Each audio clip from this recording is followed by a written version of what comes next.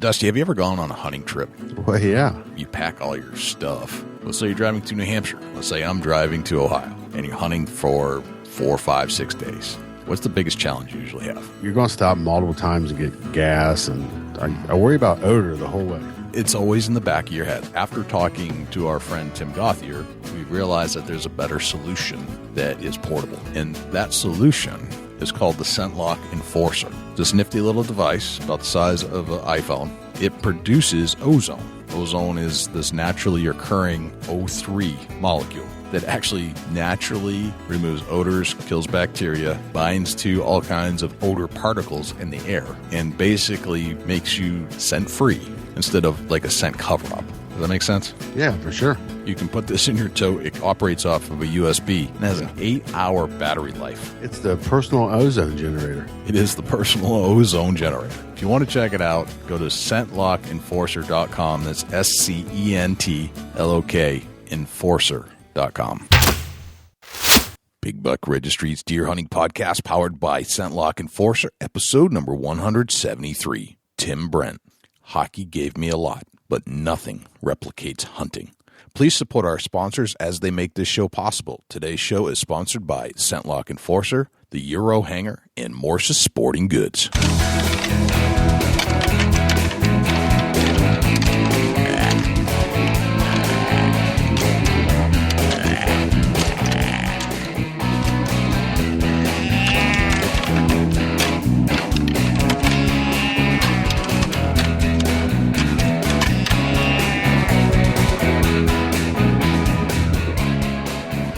Big Buck Registry is a virtual museum of hunting stories. We preserve a piece of Americana by interviewing and recording hunters about their hunts and experiences from across the country. And who knows, maybe we'll learn a thing or two along the way that'll help us take our hunt to the next level. Hey, this is Bob Dumong from the Buckhorn Boat Dog, listening to the Big Buck Registry's Deer Hunting Podcast. Hey everyone, it's Eva Shockey. You're about to listen to another great episode of Big Buck Registry's Deer Hunting Podcast. This is Sam Ubel from Whitetail Adrenaline, and I'm pressing play on one of my favorite podcasts, Big Buck Registry Deer Hunting Podcast. Welcome to another episode of the Big Buck Registry's Deer Hunting Podcast. My name is Jay, and as I talk into this microphone right now, I know you're listening on your audio device, whether it's your iPhone, your phone of some other variety. Maybe you're listening to us in your car. Maybe you tapped into your computer, and maybe you looked it's on a set-top box like a Roku unit or Apple TV or something like that. But whatever it is, I want to say thank you for joining us and tuning in this week, because we have a really great guest. And when I say we, I mean me and my co-host from Ohio, Dusty Phillips. How are you? Jay, I'm real good. The Ohio rut's here, and things are heating up in the woods, and it's time where the unknown can happen. The pattern is off, as I like to say. The button has switched, and now they're off and roaming. You never know what's going to show up. You don't. It's mystery. Mm-hmm. Mystery. That's what I like to call November, because, man, that mystery buck that you have no clue was in the area passes through. It's a mystery buck. The Cubs won the World Series. A guy by the name of Trump is now the president-elect. There are millennials running around the streets fighting for the liberal side of things still. And it's deer hunting season, and we're going into the rut. It's been a crazy week. It has been a crazy week for sure, no doubt about it. Just some of the stuff I would never have written up exactly as scripted. Just nuts. You can't make this stuff up, in other words. Yeah, SHOT Show's booked. The rut's on. Trump got elected. Mm-hmm.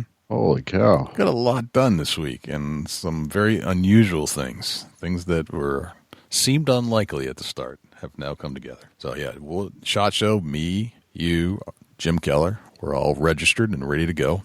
There's a slim chance that Greg's going to join us as well. Oh, no kidding. I planted the seed again yesterday after we hunted at his place. My son and I went to Greg's, and as I was parting, I said, there's still room at SHOT Show for one more. And he said, let me think about that. That's a different conversation we had last time when you were here for bear season. It was absolutely not. I couldn't do that. Right. So you dropped the seed on Greg, huh?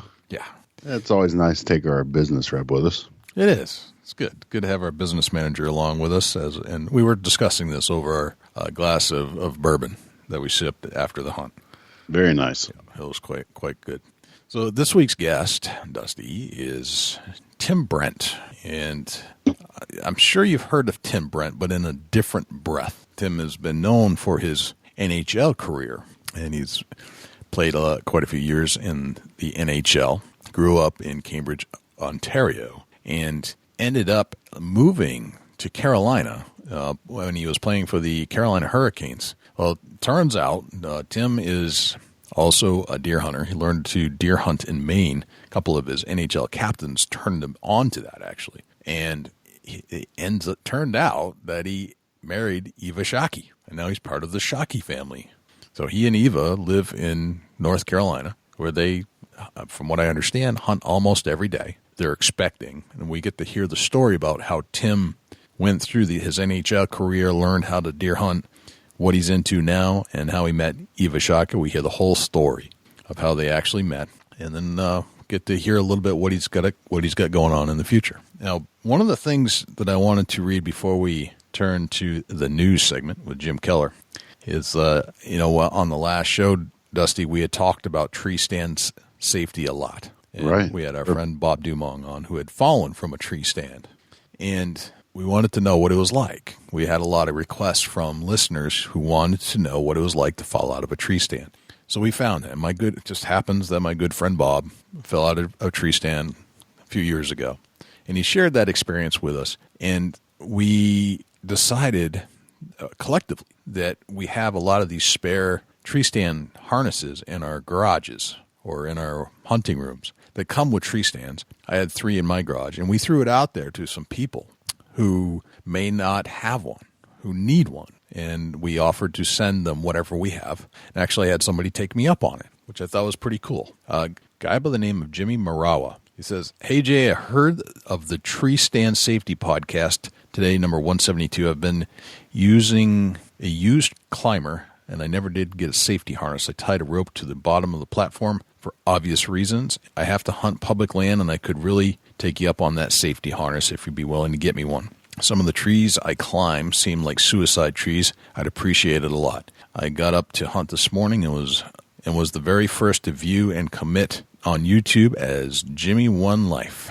Love the show and can't wait until next Saturday for the new podcast, Jim Marawa." And Jim, your tree stand harness from my garage, still in the package, unopened, was shipped out to you early this week. So hopefully you got it. And please let me know. And be safe out there, everybody. So yeah, I have 2 left. If anybody wants one, all you do is shoot me an email, jay@bigbuckregistry.com, and we'll ship you out whatever we have. I think you have a couple too, Dusty. Is that correct? Yeah, I think so, Jay. At least one for sure that I know of. I'm happy to send one out to Dusty@bigbuckregistry.com. Awesome. All right. Well, let's turn to Jim Keller with the deer news. The deer news this week is sponsored by the Euro Hanger. You don't have to spend big bucks to hang your big buck. Get yourself a Euro Hanger. Facebook.com/Eurohanger, EUROHANGER. For the Big Buck Registry, this is Jim Keller with the Deer News. In our first story this week, possible world record deer killed in Sumner County, Tennessee. This story was featured on the Tennessean website. A possible world record white-tailed deer was killed in Sumner County, Tennessee on Monday, but it was days in the making. Stephen Tucker, 26 of Gallatin, attempted to shoot the trophy buck with a muzzleloader on Saturday, but his gun misfired. He saw the animal again later in the day, but was too far away to get what he thought was a clean shot. "I was just hoping I would see him again after I passed up the second shot when I saw him," said Tucker, who estimated he was about 150 yards away at the second sighting. "My thinking was the second time I saw him that he was too far away, and as big as he was, I wanted to make sure that I got a clean shot. I didn't want to cripple him." Tucker saw the buck again 2 days later, about 6 a.m. on Monday, and killed him with a shot from approximately 40 yards away. "There's no doubt it's going to be the new state record. I mean, that's an absolute," Tennessee Wildlife Resource Agency District 21 Captain Dale Grandstaff said. "As far as the world record, the rack is about an inch over the world record. Since the rack must undergo a 60-day drying out period before it is officially measured, the score could change slightly, and because it is so close to the world record, it might not stand up. There is no chance, however, that it won't beat the state record. The current state record, a buck killed by Dave Wachtel in Sumner County in 2000, grossed 256 points and netted 244 3/8. The world record, killed in 2003 by Tony Lostuen in Albia, Iowa, had 38 points and scored 307 5/8 net. Grandstaff said the deer was likely 3.5 years old. A deer like this doesn't come along very often, Grandstaff said. The field pictures don't really do it justice. You would have to actually see it to understand the amount of non-typical growth it has. Deer harvest up 30% in Minnesota. This article was featured on the Mesabi Daily News website and was written by Jesse White. Tower, Minnesota area deer registrations are up 30.2% for the first 4 days of the 2016 season of the whitetail firearm season compared to the same time frame in 2015. Preliminary numbers from the Department of Natural Resources show an increase from 8 to 48% in 8 out of 9 permit areas in northeastern Minnesota. Only one permit area, number 117, which is in the Boundary Waters Canoe Area Wilderness on the northeastern tip of the Arrowhead region, showed a decrease of 53%, but that was from 19 deer last year to 9 deer this year. Across the entire Tower work area, hunters have harvested 3,117 compared to 2,395 in 2015. Statewide, it appears the harvest is down so far as hunters have bagged 66,130 deer so far this season compared to 71,389 at this time last year. A number of factors have contributed to hunter success in our area so far this season, including a rebounding deer population and the hunt coinciding with the annual rut. The unseasonably warm temperatures, it was in the 70s on Saturday and Sunday, have also helped, Rush said, as those summer-like temps are keeping hunters in the field and in their stands longer. It's also leading to a quicker registration and butchering of the animals since it's been too warm to leave them hanging. Rush said that hunters are seeing lots of young deer as the herd is recovering from the harsh winters of 2013 and 2014. The 2016 season runs through Sunday, November 20th. Wildland fires, dry conditions create hazards for deer hunters in Kentucky. This story was originally posted by the WMKY 90.3 FM website and was written by Libby Burton. More than 300,000 Kentucky hunters preparing for this weekend's modern gun deer season opener should be aware there are at least 22 wildland fires burning, many in southeast Kentucky, as drought conditions persist across the state. About 14,000 acres have burned in the Commonwealth since October 29th. Governor Matt Bevin declared a statewide emergency last week and urged all citizens to refrain from outdoor burning and use extreme caution during outdoor activities. Hunters can help by using camp stoves and lanterns instead of building campfires and by being diligent in extinguishing any cigarettes, said Kentucky Department of Fish and Wildlife Resources Commissioner Greg Johnson. We also need to be mindful of hot exhaust in our trucks, cars, and ATVs. Hot exhaust easily can start fires given the exceptionally dry conditions that exist now nearly everywhere. Safety is foremost. Hunters should be certain of their target and background. Hunters also can help tremendously by being vigilant. Anyone observing a fire condition should call the poaching hotline at 1-800-25-ALERT or 1-800-252-5378. What a Donald Trump presidency means for hunters and shooters. This story was originally posted on the OutdoorHub.com website. Hunters and gun owners alike woke up Wednesday morning and were able to breathe a sigh of relief when they found out Donald Trump won the presidency. So what does a Donald Trump presidency mean for the hunters? Well, Outdoor Hub recently published a handful of articles that spell out exactly what to watch for. A couple of real big concerns in the election were the handling of the Supreme Court and defending our Second Amendment rights. With Trump behind the wheel, we can rest assured that our right to bear arms is safe and sound. The only thing we do have to watch out for is transferring federal lands to the states. Sure, it sounds reasonable, but in reality, it's just a backdoor attempt at allowing more resource extraction from our public lands. When you break it all down, and it's a lot to digest, it appears, at least for now, that this was a big win for hunters. If you compare Donald's America versus Hillary's America, it can be a little scary for both sides, but at least with Trump, we don't have to worry about someone showing up at our doors looking to take away our deer rifles. That concludes this week's edition of the Big Buck Registry's Deer News. For links to our stories featured this week, please check out our show notes at www.bigbuckregistry.com. If you have any ideas or questions for future topics or have questions about any of these topics, please email me at jim@bigbuckregistry.com. For the Big Buck Registry, this is Jim Keller with the Deer News. Thanks to Jim Keller for the deer news. Without further ado, here's Tim Brent. Tim Brent, welcome to the Big Buck Registries Deer Hunting Podcast. How are you, my friend? I'm great. How are you doing? Doing quite well.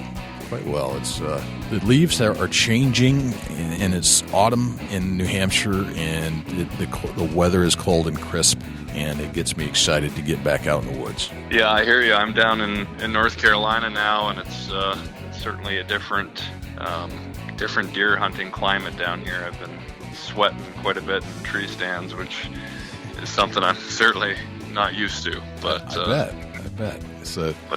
So you're in North Carolina now, and did you just recently relocate? We did. I played professional hockey for 12 years. Originally grew up in Cambridge, Ontario, which is about an hour and a half west of Toronto, Ontario, and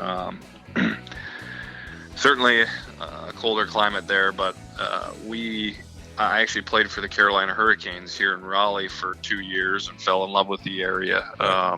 Just an outdoorsman's dream kind of area, really. It's 2 hours to the coast if you want to do any offshore fishing or inshore fishing, and you're 2 hours to the mountains, where it's just a very pretty part of the country, and everywhere in between is filled with greenery and those woods that we all love to be in. So right, just a real enjoyable place to live, and a place that fits our lifestyle. So gotcha.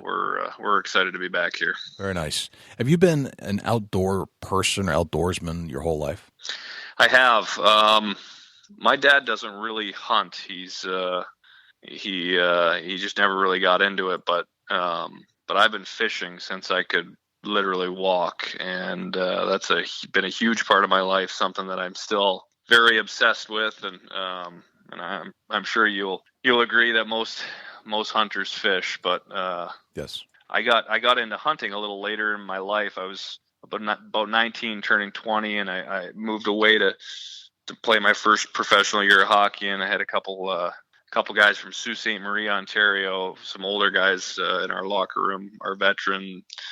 Actually, one guy was our captain, who were big hunters, and they're really the ones that got me into it. And it started off with a guy named Aaron Gavey, who he shot a doe one night for meat for the winter, and he kind of ran down into a ravine on him, and he called me and asked if I could come help him out. Nice. So we dragged the deer out. I helped him with cleaning it, and a couple Coors Lights to celebrate, and sure. I think I was pretty much hooked right there. I wasn't even probably 2 weeks later I went and bought myself a bow and shot it in the driveway. Found a little piece of property that I was in Maine at the time. Yep. Up near Portland, and strawberry farmer, I think 25 acres or something, and I got permission to hunt his property and set up a stand. And my first hunt probably didn't go like the majority of people's first hunts, but I shot a little 6-pointer about 15 minutes sitting in the stand. So you didn't have a lot of time to sit there and take it in and go through the trials and tribulations of getting a deer that's worthy of a shot to walk by your stand. You had it done in 15 minutes. That's pretty good. Exactly. Yeah. And talk about the adrenaline rush, everything that every hunter understands. Your first time taking an animal, and especially with a bow, I swear that deer could hear my heart pounding through my chest, and something that, again, instantly hooked, and now will be a hunter for life, and something that will certainly be passed on to the next generation in our family. It is fascinating, isn't it? Like how your mind kind of overtakes your body, and you can feel your heart pounding, and you're like, where is this coming from? Have you ever felt anything like that in your life? There's literally nothing you can do that replicates that. And I truly believe that.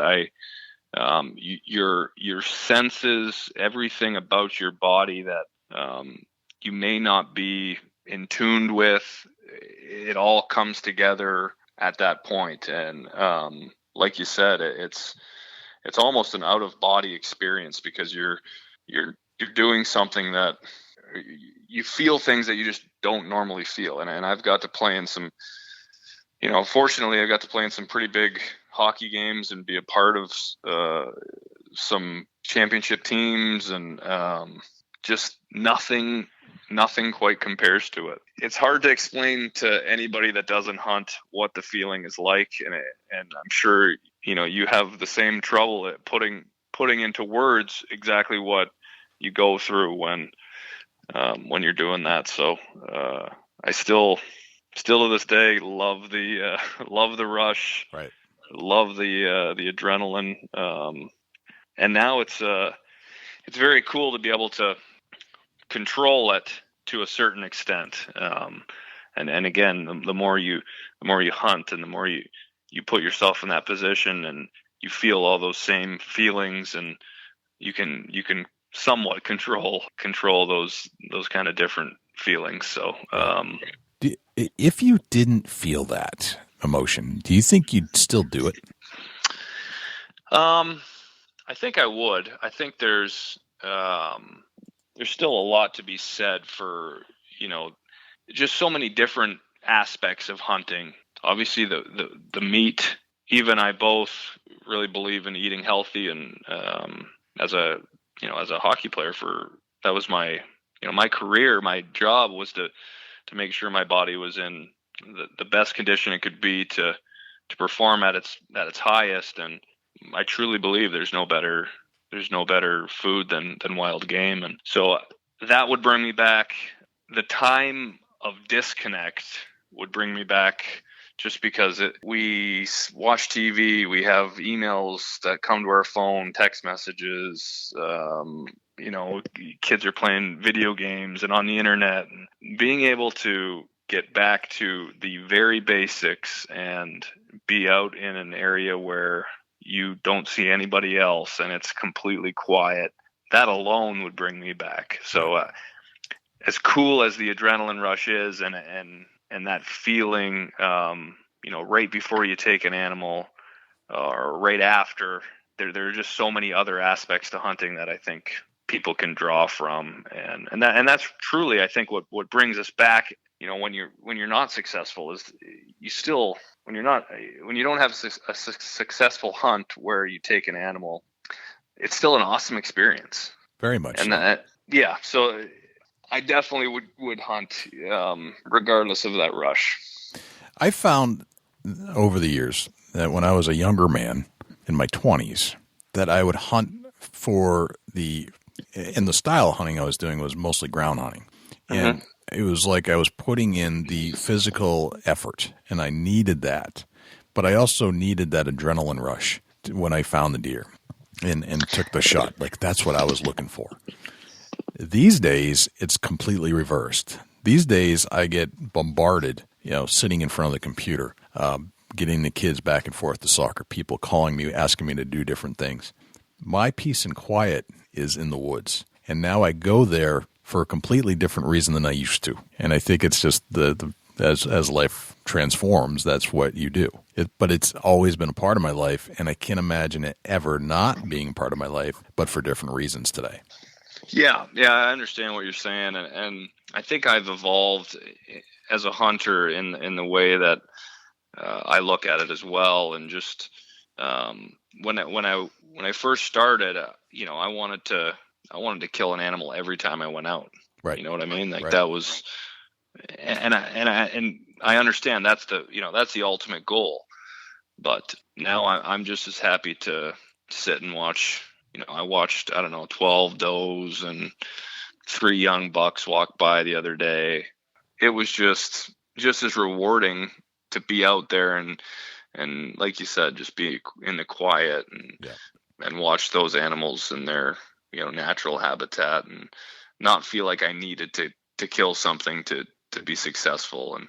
And then obviously the other thing is, as you mature as a hunter, you begin to realize that you'll never shoot a big deer if you keep shooting 3-year-olds. So yes, that is that's a tough lesson to learn. It is, and in North Carolina. It's the first time I lived down here, I came from Ontario, and our deer, the bodies were relatively big, and I probably let, I don't know, 15, 20 deer walk by before I realized that they're just not getting any bigger. And this is, if you're going to take a deer, it's got to be kind of this size. And but I've been pleasantly surprised this year at what we have on trail cameras, and I've got a couple targeted bucks that I'm hoping make a mistake here soon and during shooting hours. But right, exactly. Hopefully you'll see them on the hoof. Full moon isn't going to help, but right. But we'll see. So your first deer hunting experience of your own, you helped your buddy drag a deer out of the woods and had it celebrated with a couple of course lights, but then you ended up in Maine for your first hunt. How did you end up in Maine? I don't usually hear that. It's like you've traveled all over the world, and then you end up in Maine for your first deer hunt. How did that happen? I was playing in Portland for the Portland Pirates. Gotcha. And he was away. He had a couple kids, and his wife were at home, and he was hunting basically in his backyard. So he called me and said, this deer, I just shot a doe, and she ran down into this ravine, and it's going to be a nightmare. I don't have anybody to really help me get her out. So I drove over, and I said, listen, I'm not going to pretend I know what I'm doing, but I'll certainly help you out here. And but it was just a cool experience. It really was. And he was the type of guy that really respected wildlife and really took care of the meat when we dressed it. And then, after that, I got to enjoy, some back straps and, Sure. I got that whole experience without actually hunting, and just was drawn to it. I think probably it came back to, spending so much time out. My dad and I would walk trails, and we'd speckle trout fish like way back in the middle of nowhere, and it was the adventure in and out that was just as much fun as the actual fishing trip. So I could bring that same adventure into spending time in the woods and hunting, and I really saw that when I helped my friend there with the doe. So gotcha. And that led to your hunt on your own, taking the 6-pointer. That was also in Maine. Yes, it was. Yeah. Portland's a great town. And did you get really enjoyed the time in Portland? Yeah. There's some amazing farm to table food vibe going on there. Oh, and I mean, again, as a fisherman, the seafood in Portland is out of this world. So I really, that whole Old Port area was a real cool part of the country, and so much history, and I really enjoyed my time there. So you spent some time playing hockey, a lot of time playing hockey. You made a career out of playing hockey. How did you get into hockey? I was, like I said, I grew up in Cambridge, Ontario, and specifically a little area called Hespeler, Ontario, which is kind of 3 little towns make up Cambridge now, and huge hockey town. I was skating at, I think, 18 months old. Played my first year of hockey at 4, and just really, much like hunting, fell in love with it from the very first time I played. And I remember being 7 or 8 years old and just thinking that I'm gonna do this as a career. And so you knew back then, you knew at that age that was something. Well, I just knew, and I've kind of always been, I guess, in that mindset where if you want something bad enough, you're willing to do the necessary things to get to it. I mean, I was blessed with certain talents, but there were certainly guys that I grew up playing against or with, or throughout my career, that were far more talented than I was. I just knew that I was willing to do whatever it took to to get to that goal, and there were a lot of things I gave up. Now, I don't want to say gave up, but there were a lot of times in high school where I missed parties and missed times where Sure. The rest of my buddies were doing different things, where I thought that my end goal of playing at the highest level in hockey was more important. And I'm sitting here at 32 now, retired from playing hockey, and I'm certainly glad I did make those very little small sacrifices. At the time they seemed a lot bigger than they do now, but I wouldn't change anything. I feel very blessed to have played as long as I did, and just hockey gave me a lot.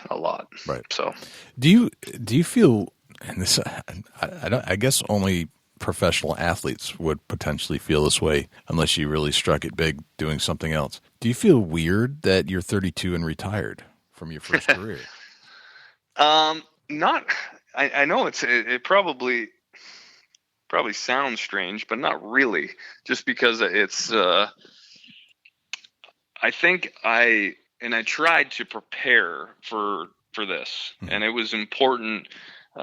Unfortunately, there's times in hockey where there's you've played with guys who didn't prepare, and they were expecting to play next year and just didn't get a deal, didn't get a contract, and they're forced out, and I think those are a lot harder times to be trying to do something else. So it was important for me to prepare for the end of my career and what I wanted to do next, and it was also important that I left hockey on my own terms. So right.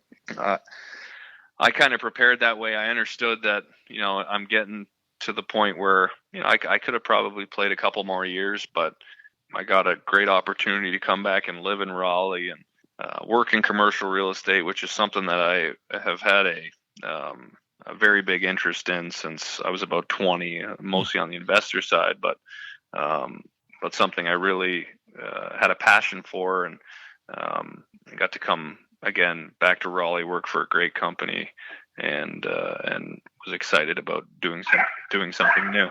The puppy? That's the dog. Yeah, she's literally doesn't say a word until you're on the phone, and then yes, they have a keen sense of that. I don't know how it is. She'll either start barking or playing with her squeak toy. So and just so you know, the kids do the same thing. We're as I'm sure you know, we're expecting our first in January, and we're thrilled about it, but we understand that life's going to be a little different then. Yes. That's one of my warnings to you, is that you think dogs are bad. Kids will wait and won't talk to you until you pick up your phone, and then they need everything in the world. Right. Yeah. So just prepare yourself for that. And it's just part of life. Well, that's fascinating. So you're on to a career in commercial real estate, and which is a great profession. I certainly understand real estate from some of my former careers, and it makes it's a very interesting career path. That's for sure. Yeah, it is. It's much like hockey. It's it's about relationships. It's about and things. The other cool thing is it's different every day. I can truly say that. So I'm really enjoying it, and then on top of that, it's it's given me an opportunity to do some hunts and some things that I've wanted to do for a long time that I just haven't been able to because of my hockey schedule. So that's another thing I'm excited about. Exactly. So hunting in Maine, where you'd done some hunting, compared to North Carolina, are there contrasts and differences between where you hunted in Maine and where you're hunting now? Yeah, I think so. I mean, for me, I guess with kind of hunting, I guess I started in Maine, and then I basically just hunted wherever I played. But the weather in North Carolina is, I mean, literally we had a hurricane on Saturday, and it sucked all the humidity out of the air, and it's been beautiful this week, and temperatures have dropped a little bit, and it should get things fired up here. But up until then, I mean, it was 85, 88 degrees, I'm sitting in a tree stand, literally sweating my face paint off, Right. which is something that I'm just not used to doing and not used to dealing with. I mean, I don't even, I don't even really have that much early season gear to prepare for it. So it's been a bit of a learning curve as far as that goes. And I'm a tree stand hunter, kind of just by default, I guess. That's the way we hunted in Maine to start. That's the way I hunted in Ontario, and so I'm very, very much a scent control kind of hunter, especially bow hunting, and it's been a nightmare trying to deal with all the sweat that I'm not used to having to deal with. So I can relate to that. I'm from New Hampshire. I hunted and lived in New Hampshire my whole life. And on occasion, I'll venture out to other states. And my most recent venture was early season Maryland for bow hunting. Mm-hmm. I was not ready for the amount of humidity that you experience. And just walking to the stand, I started sweating. I'm like, this is not my normal situation here, and I don't really know how to prepare for it. I can only put on so much no scent deodorant. You can't take a shower every time, and I'm really getting sick of spraying myself every 10 minutes with my spray. And so it's a whole other challenge in and of itself, and I don't know how to combat that. You take a guy from the north and stick him in the south, and your body's not ready for it. It's just not used to that kind of stuff. I hear you. So your techniques are really tree stand hunting. Do you prefer bow or gun? I really prefer bow hunting. To be honest, I haven't shot a whole lot of deer with a rifle. But I will be doing some rifle hunting this year, and I'm looking forward to that. But there's something just special about bow hunting, and I think part of the allure for me is figuring the deer out enough that you can get close enough to shoot one, and that's the preparation that you do all summer long, and leading up to bow opener is a lot of the fun in bow hunting. And this year we were behind the eight ball a little bit with moving here to Raleigh.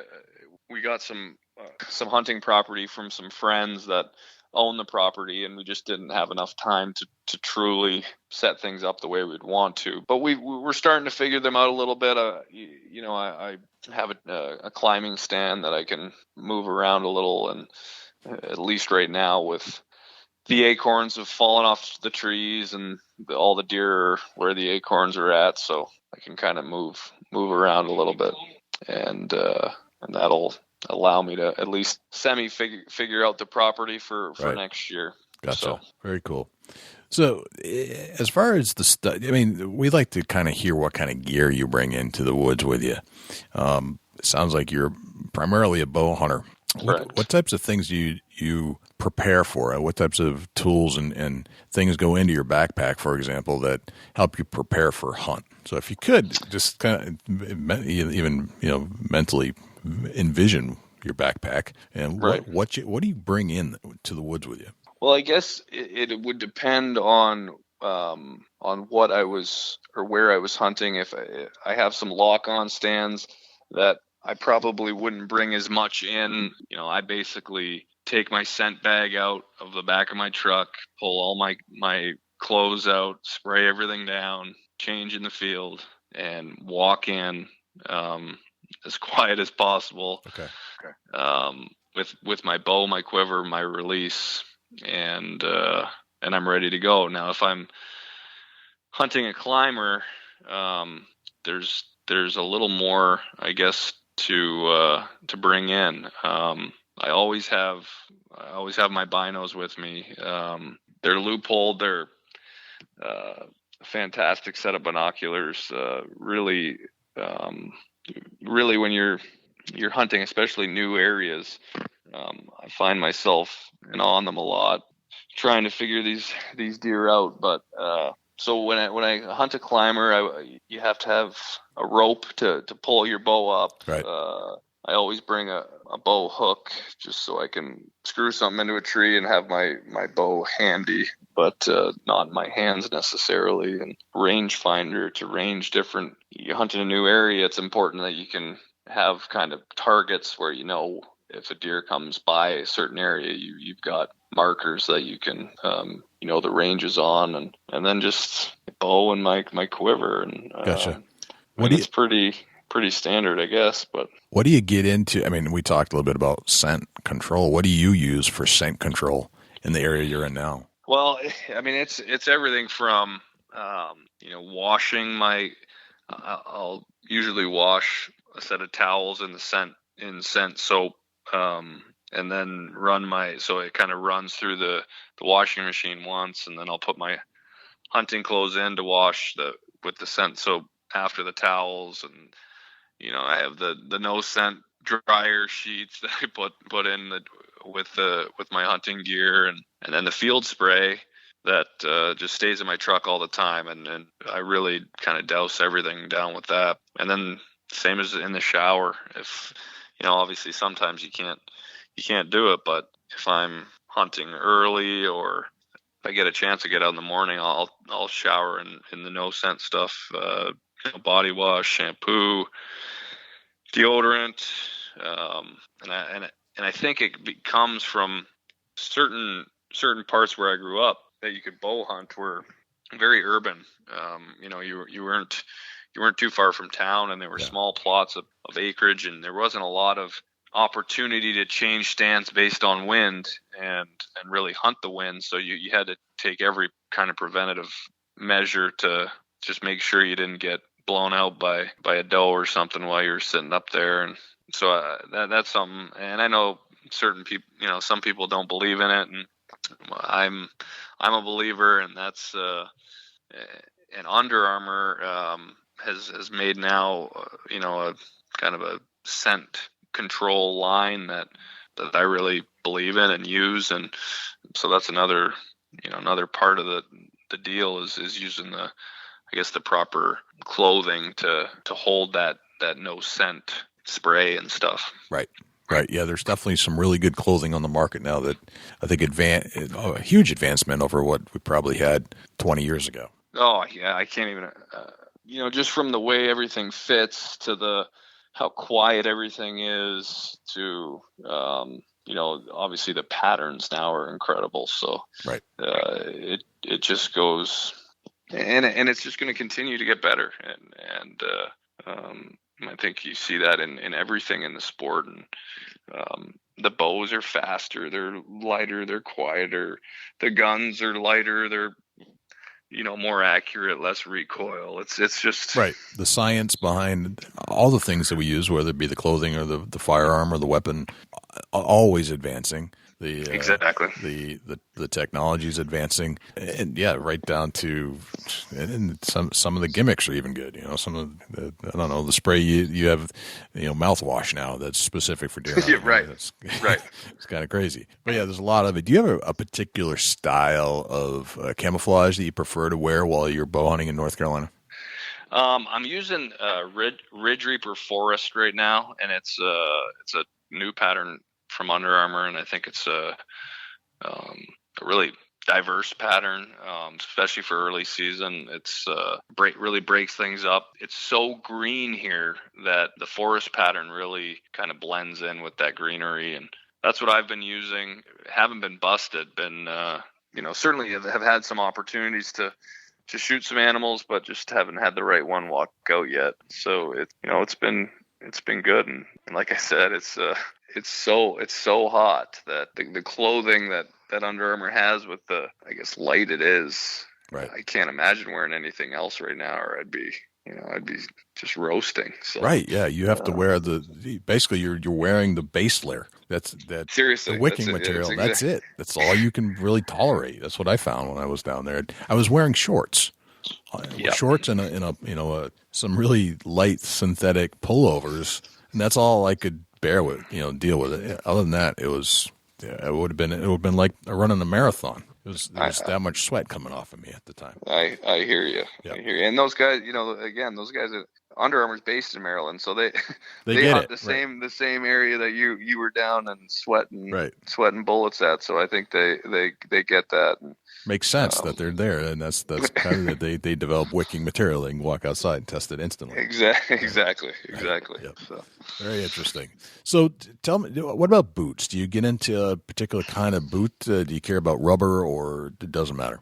I think it depends on what I'm trying to do. There obviously the rubber boots will hold less scent, but I think in general they're a little louder. So if I'm walking in with my climber, I generally have like hiking boots, just trying to be as quiet as I can while I move through the woods. But if I'm headed into a fixed stand, and especially there's some river bottom kind of areas that I hunt that they're a lot soggier. Rubber boots are obviously the choice there. Probably use hiking boots more than anything else. Okay. But really douse them with the no scent spray before I head in. Gotcha. All right. So it sounds like you put a lot of effort into scent cover up, shower products. Make sure you eliminate as much human odor as you can, and then spray down on top of that, and keep your clothes separate, and keep it basically in the field before you climb into the stand. All right. So the scent control, and I can certainly understand that where you are, where that becomes a big factor.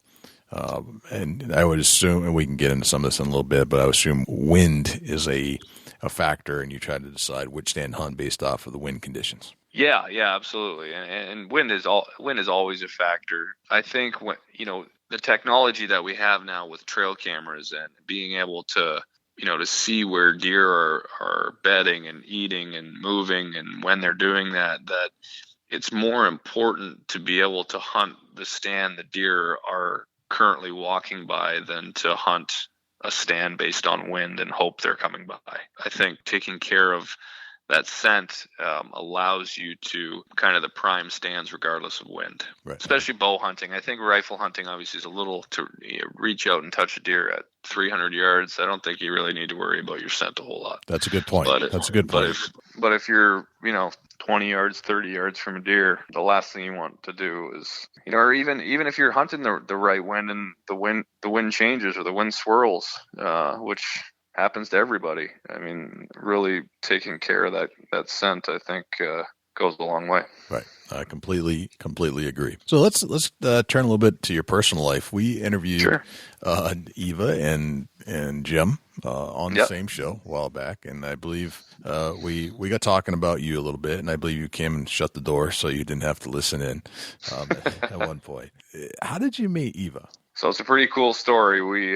Eva's from Western Canada. I'm from, kind of Eastern Canada. And we met in Raleigh, North Carolina at the Dixie Deer Classic, which is a big show here in the Southeast. And it's based in Raleigh at the North Carolina State Fairgrounds. And I was playing for the Hurricanes. And it's a little bit of a funny story. I had gone into the show with one of my buddies who's a North Carolina wildlife biologist for deer, and he was a big fan of Jim's show, and obviously I had watched Jim for a long time at that point, but Eva was just kind of getting into the show, and I was complaining about not hearing girls with northern accents to my buddy, and having the girls with the southern accents, and it was just something new for me. And so we're walking around the show and just kind of looking at gear and being the kind of hunting nerds that we are.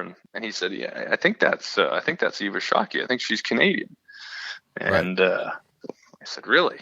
So I walked up and I think I asked her if she was from Saskatchewan, because my buddy had that was the intel that I got from my friend, was Eva was from Saskatchewan. So I walked up and said, "Hey, are you from Saskatchewan?" And she said, "Actually, no, I'm not. I'm from BC. My dad was originally from Saskatchewan." So gotcha. Did he feed you bad intel on purpose? He did, yeah. Well, I don't think it was on purpose. Okay, but he gave you some bad intel. Yeah, he did give me some bad intel. But I said, "Listen," I said, I won't take up too much of your time. I just really wanted to hear a girl that had a Canadian accent, and we just chatted a little more, and I left there, and I told the guy I was with, and I actually texted a buddy back home. I said, "You need to look this girl Eva Shockey up. I'm going to marry her."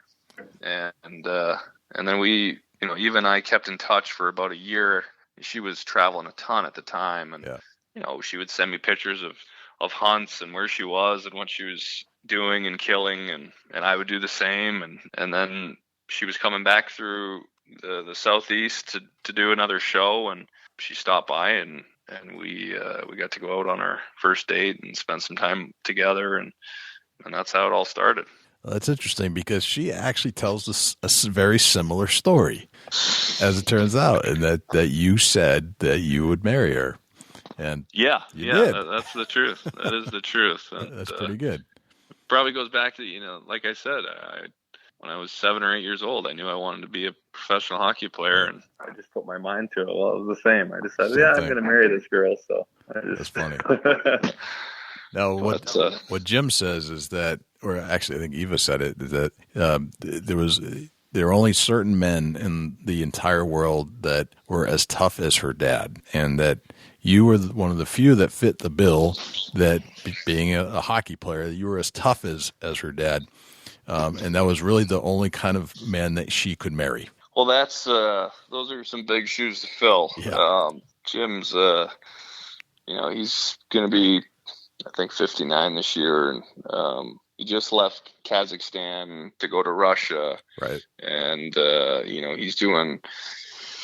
he's doing some mountain hunts now that are, he would put any 30-year-old to shame. Right. And, I haven't got a chance to do any sheep hunts with him yet. Hopefully one of these days. But even doing some of the bear hunting we've done together, he's a tough dude, and certainly a cool father-in-law to have. I certainly lucked out on that, and he and I get along well, and I really do look forward to getting to hunt with him some more. Nice. Do you feel like you're one of those tough guys? Do you think you fit the criteria? I mean, I don't know if it's tough to say you're a tough guy, but it's a tough question. Yeah. Yeah, I think I think I've gone through quite a bit in my life as far as life experience, and probably different injuries and things that not many people at my age have gone through. And obviously there's a part of hockey that's very physical and very testosterone driven, and the willing to compete and fight, and I really love that stuff. And do I think I'm a tough guy? I wouldn't say that, but when it comes down to it, again, I think I'm the type of guy that's just willing to do kind of whatever it takes. And gotcha. If you want to call that tough, I guess it is. It is, but it's nice to hear that you're humble about it. And I think from people looking from the outside in to the NHL world, that you have to be a tough competitor to survive that level of play. Just the way it is. There's just no way you could be a weak individual and go in. You have to have a level of mental and physical toughness to get through that. Yeah, you're right. It's I think most hockey players would tell you the same thing, where we've just done it for so long that it's almost second nature. It's I think the competition and that compete level is what really drives players, and that's probably what I'll miss the most about playing, especially this year, is that ability to compete on a nightly basis. Almost is it's hard to replicate in doing anything else. But yeah, you must miss the competition, because it's a super high level, and when you're used to it, like you described, and it's not there anymore, you must be craving it still in a lot of ways. Yeah, and it's funny. I've got friends that, and I'm thinking of one guy in particular, and he's the absolute nicest guy you've ever met in your life off the ice. Right. On the ice, he's an absolute, just maniac. Just a terror. He really is, and he's still playing today, and he's 4 or 5 years older than me, and he's still playing today, and I'm pretty sure the only reason he's still playing is so he can punch people. He can legally get away with it, right. And it's funny, those things kind of cross your mind still now that, if I deal with somebody in a real estate deal now that's frustrating, or everybody deals with people like that. It's part of the part of life. But Right. unfortunately, my past career, I could just punch him in the mouth, or Right. there was Right. certain things you could do, and in hockey that might be a penalty, and you might end up in maybe the if box you get caught. if you get caught, and maybe even if you did get caught, it's just like, oh well, it's just hockey. Exactly. You do it off of the rink. That's assault, and you're going to jail. right. A little different. Yeah, so it's absolutely amazing. So let's talk about one of your most memorable deer hunts, Tim. Where are we gonna go? So this is an easy one for me. It's a wild story, but it started off. I had just signed in Toronto with the Maple Leafs, and so I was going back to my playing for the Maple Leafs in Toronto was like a kid growing up in New York playing for the Yankees for me. Oh yeah, definitely. I grew up just down the road. I mean, I was a Leaf fan since I was 5 years old or 4 years old. Since every road hockey game I ever played, I was a different, Toronto Maple Leafs. So the second exhibition game in training camp, we're playing in Pittsburgh, and get caught up with a big guy in Pittsburgh, Mike Rupp, and on a face-off, and I fall backwards, and I literally hear a tearing, like a piece of paper tearing. And I kind of got up and skated over to the bench, and I knew right away what happens. And I got to the bench, and I turned to my trainer, and I said, I just ripped my pec. Oh. And he said, what? And I said, yeah, I'm telling you, I just ripped my pec. So we got into the locker room, and sure enough, I mean, I tore my pec right off at the tendon, and my pec had kind of balled up in the middle of my chest, and I knew obviously that was not going to be good. And we got back to Toronto and got some MRIs, and basically they told me I needed surgery, and I was essentially done for the year.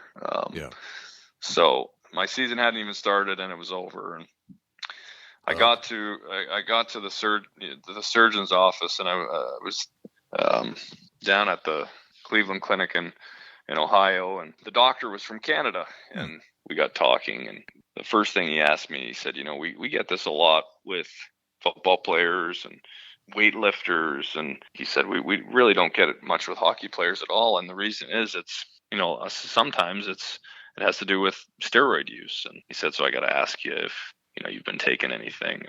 And I looked him square in the eye, and I said, you just had my shirt off, and you have the nerve to ask me if I'm taking steroids. And he started dying laughing. But my next question to him was, when do you think I'll be able to pull a bow? Right. He kind of shook his head, and he said, you're not going to be pulling a bow anytime soon. So I was pretty bummed out. I was excited about getting to hunt at home. There was a farmer who I became friends with.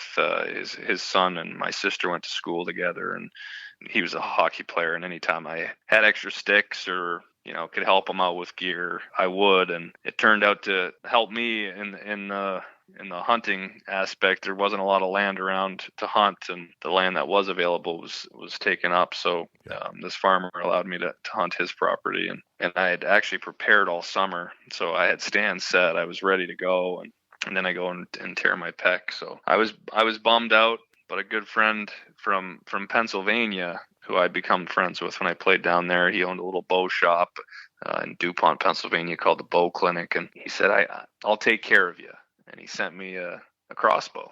Oh, okay. That makes sense. Right. So it's my right pec can't really pull anything. So I'm in a sling, and I'm figuring out a way to cock a crossbow and be able to do everything on my own, so I can eventually hunt. And I think I was probably get in trouble if anybody from the team found out, but I think I was in a tree probably 2.5 weeks after my surgery.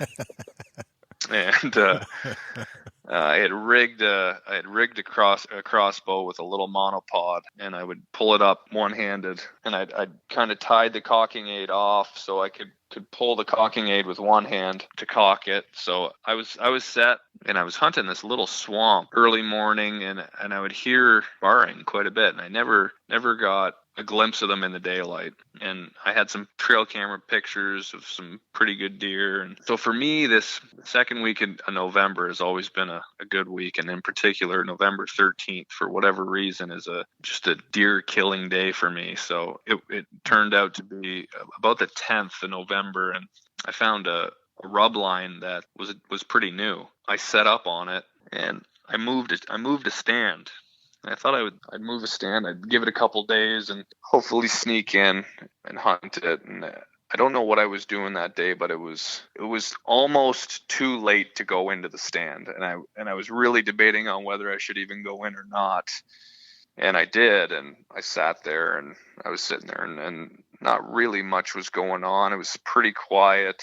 Again, this little swamp it might have been 10 or 12 acres. I could hear cars kind of driving by. It was still it was in the country, but it wasn't. People would use this one country back road to drive back and forth to work a lot. So I could hear cars kind of going by. It wasn't your typical, beautiful, in the middle of the woods hunt, but there was a soybean field, and that's basically where I grew up, was all corn and soybean. And there was a soybean field off the back of this swamp, and 10 acres. And I'm sitting there, and I'm, just kind of relaxing, and I pull up my grunt call, and I make 2 grunts, and this giant stands up, and he's about 100, maybe 120 yards away. I mean, tongue out, mad, and just storms straight to me. I mean, really, it seemed like he was on a mission, but it seemed like it was like 15 minutes from the time he stood up to the time he got to me, but it was probably maybe 3 minutes. And he came into, I bet you, 10 yards and looked straight up at me. All the while, I've got a monopod between my feet holding this crossbow up. I got my hand my finger on the trigger, my left hand on the trigger, the buttstock of the crossbow on my left shoulder, which is the wrong side for me, but I'm looking through my right eye. So if you can imagine how, he's probably looking at me thinking, what the heck is this guy doing? Right. Shooting wrong-handed, but with my right eye. He was quartered a little bit towards me and basically staring at me, and I thought, he was about to bolt, and I just said, I'm going to take this shot, and I was pretty confident that I could make it, and I did. And after I let the arrow go, he just turned and started to walk away, and I really hadn't hunted with a crossbow at all, so right. I knew I was on. I had sighted it in and everything, but I said, did I just miss that deer? I mean, he walked away so nonchalantly, and he walked maybe 15 yards, and just fell over dead. No way. He was about 155 inch deer, which is still at my parents' house. Just a. That's interesting. So he just didn't even know he got hit and walked away and fell over. Yeah, it was bizarre. It really was. And you probably know that the crossbow bolts are so short that it went right in him. It didn't pass through. It kind of went in and hit the back shoulder on the other side and stayed in him. But so I didn't even know where it went. And then I had to call my dad and some friends because I couldn't even drag it out by myself. I'm one-armed. I've got right. I had a lot of help with with taking the deer out of the. You guys are going to have to come help me. I'm injured. Yeah. Not supposed to be here, but don't tell anybody. But I just shot a monster. Right. That is literally the conversation. And one of my buddies was out hunting with me, and he's kind of across the road, and I texted him, and I mean, full on shakes. Like I was shaking because I knew that I just killed the biggest deer that I've shot. Right. So he was fired up, and came kind of running over, and we got the deer out, and being right-handed and having your right hand in a sling, it needed some help with field dressing, but that was one of the coolest. Everything just came together, and to have a big mature deer like that come in on a grunt call, and it was just it was a really cool experience. And that's awesome. That's really good. Yeah.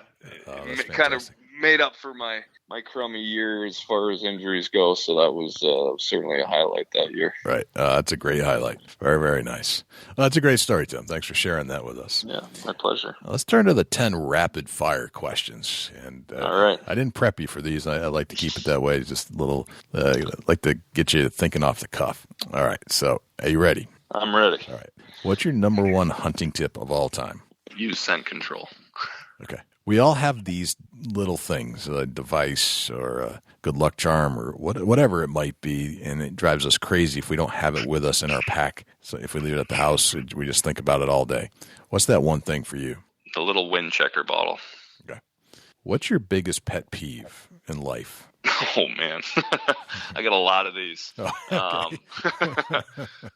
I think that my biggest pet peeve is when someone is driving in the passing lane going slower than they should be. Oh, that's interesting. That's probably a metaphor for life too, right? Oh, that drives me insane. So you're 32 now, is that correct? Yes. Okay. Correct. So you're 32. What would you tell the 20-year-old Tim Brent, knowing what you know today about life? Just to, continue to work hard and believe in yourself, and the good things will happen. Gotcha.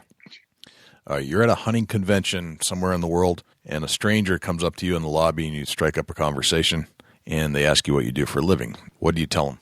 I tell them I'm in commercial real estate. I'm a commercial real estate broker. I was fortunate enough to play professional hockey for 12 years, but a new commercial real estate broker, and see if I can help them find a nice piece of land here in North Carolina. Gotcha. Very nice. And you hand them your business card. That's right. All right. What did you have for breakfast this morning?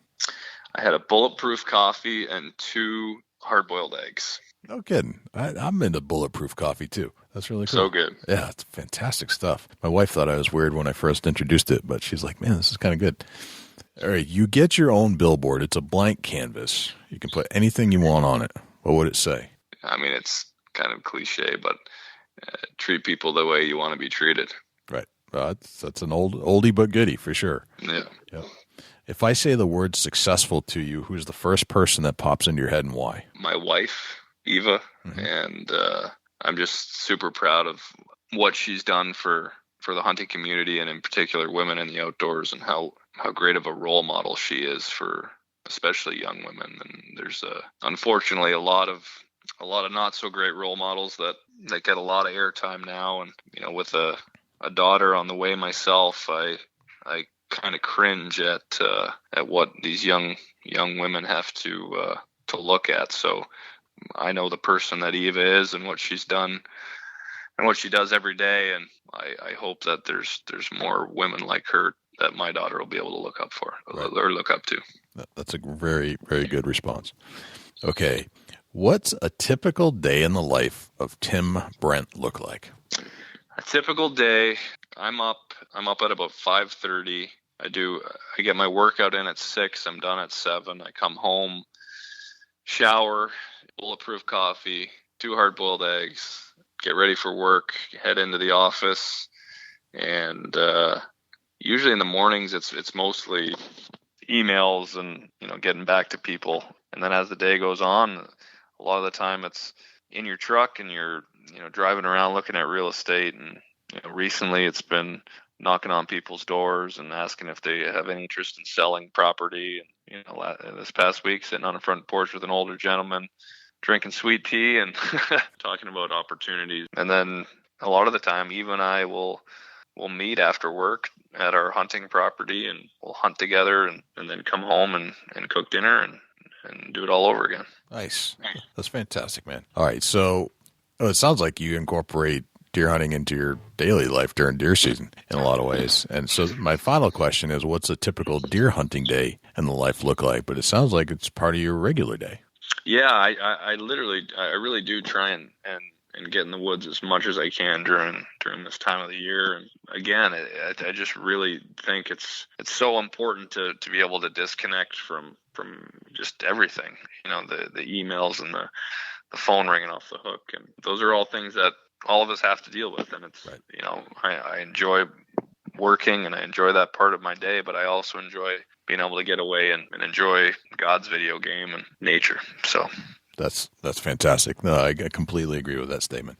Tim, this has been fantastic, and I got to say thank you. It's been an honor and a pleasure speaking with you for the last hour. It's great learning about you and your life and where you're from and where you want to go. And where could we learn more about you, or how could we connect with you online if you have an online presence? If people listening to this wanted to see more about your life. yeah, I mean, I guess you could follow me on Instagram, Brenter37.